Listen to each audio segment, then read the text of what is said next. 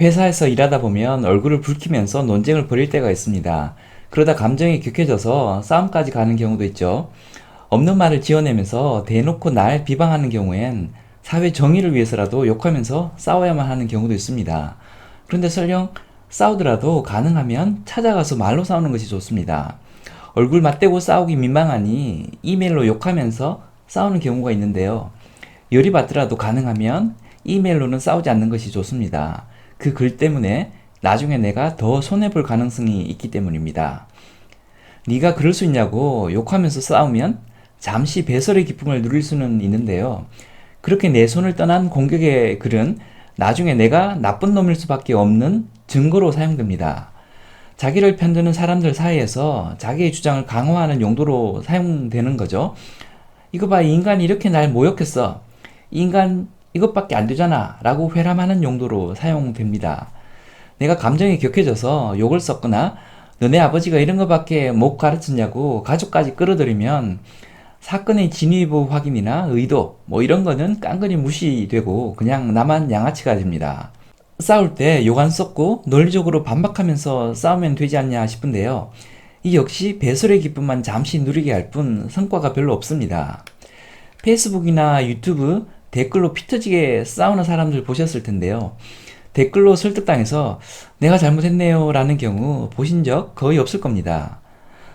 싸움은 오해 때문에 생기기도 하지만 사실을 바라보는 관점이 달라 생기는 경우가 더 많습니다. 이럴 경우엔 사실관계를 확인해도 해결이 되지 않습니다. 설득은커녕 허점만 트집 잡혀서 공격의 빌미만 제공해주는 경우가 더 많습니다. 특정 포인트를 부각시켜서 주장하다가 나중에 다른 관점에서 또 다른 포인트를 부각시켜 말하는 경우는 흔히 있는데요. 그러다 전호의 주장이 조금 달라진다 싶으면 왜 한 입으로 두 말 하냐고 역공을 당하게 됩니다.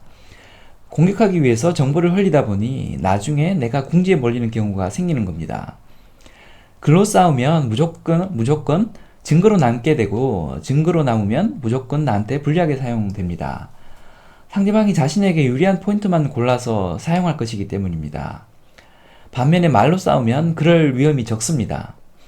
네가 그때 그런 말 했잖아 라고 상대방이 주장하더라도 의도가 그게 아니지 않았냐 자꾸 왜곡하지 말라고 말할 수 있습니다. 설령 녹취가 되었다 하더라도 법정 싸움이 아닌 이상 녹취록을 주변에 회람하면서까지 자신의 주장을 펼칠 경우는 많지 않기 때문에 말로 하는 싸움은 덜 부담이 됩니다. 그럼에도 불구하고 이메일로 반박을 해야 하는 경우가 있긴 합니다.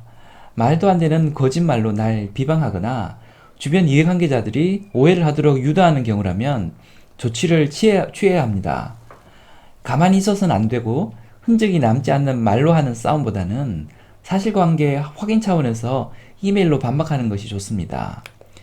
다만 이렇게 어쩔 수 없이 이메일로 싸워야 할 땐 사실관계 위주로 감정을 싹 뺀 채 무미건조하게 기술해야 합니다. 감정이 실리지 않아야 주장하는 글이 신뢰감이 있어 보이고 그 글을 읽는 제3자들을 내 편으로 만들 수 있습니다. 그러면 싸우는 상대방이 나쁜 용도로 쓸 수 없게 됩니다. 결론입니다. 찾아가서 얼굴 보고 싸우기 곤란해서 이메일로 욕하며 싸우고 싶을 때는 잠시 감정을 진정시키는 것이 좋습니다. 내가 쓴 글을 1년 후에 봤을 때 내가 민망스럽진 않을런지 제3자가 봤을 때도 내 편을 들어줄는지 한번 생각해 보시기 바랍니다. 그게 안 된다면 이메일로 싸우는 것은 날 공경에 빠뜨릴 가능성이 있습니다. 그럴 가능성이 있다면 차라리 찾아가서 말로 싸우거나 감정을 싹 뺀 채 드라이하게 사실관계를 확인시키는 공문 형태로 싸우는 것이 좋습니다. 지금까지 장프로였습니다. 감사합니다.